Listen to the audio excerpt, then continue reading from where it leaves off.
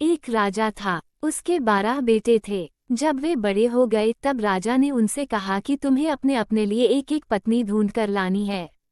लेकिन वह पत्नी एक ही दिन में सूत काटकर कपड़ा बुने फिर उससे एक कमीज सिलकर दिखाए, तभी मैं उसे बहू के रूप में स्वीकार करूंगा। इसके बाद राजा ने अपने बेटों को एक एक घोड़ा दिया। वे सभी अपनी अपनी पत्नी खोजने निकल पड़े। कुछ ही दूर गए थे कि उन्होंने आपस में कहा कि वे अपने छोटे भाई को साथ नहीं ले जाएंगे। 11 भाई अपने छोटे भाई को अकेला छोड़कर चले गए। वह रास्ते में सोचने लगा कि वह आगे जाए या लौट जाए। उसका चेहरा उतर गया था। वह घोड़े से उतरकर घास पर बैठ गया और रोने लगा। रोते रोते अचानक चौंक गया। उसके सामने की घास हिली और कोई सफ़ेद चीज़ उसकी ओर आने लगी।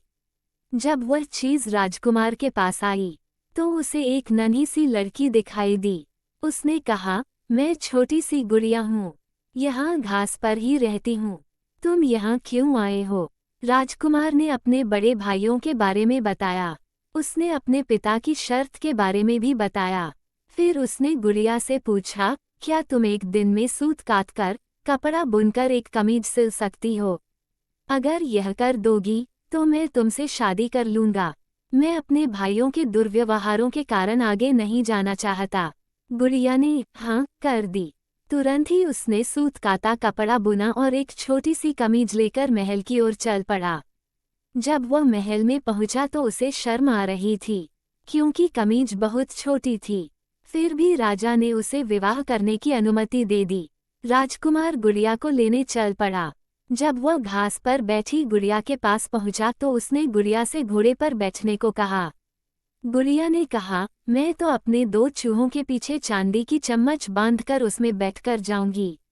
राजकुमार ने उसका कहना मान लिया। राजकुमार घोड़े पर सवार हो गया। गुड़िया चूहों के पीछे बंधी चांदी की चम्मच पर सवार हो गई।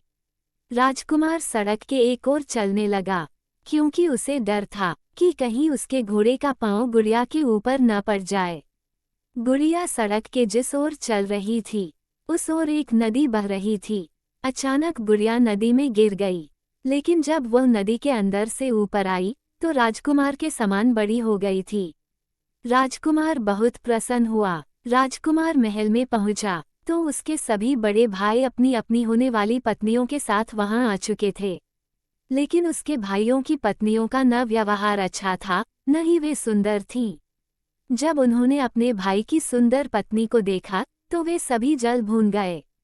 राजा को पता चला कि बड़े पुत्रों ने छोटे राजकुमार के साथ दुर्व्यवहार किया है, तो उसने बड़े बेटों की खूब निंदा की। फिर छोटे बेटे को गद्दी सौंप दी। छोटे राजकुमार का विवाह गुड़िया के साथ धूमधाम से हुआ। अब छोटा राजकुमार राजा था और गुड़िया रानी। दोनों सुख से रहने लगे।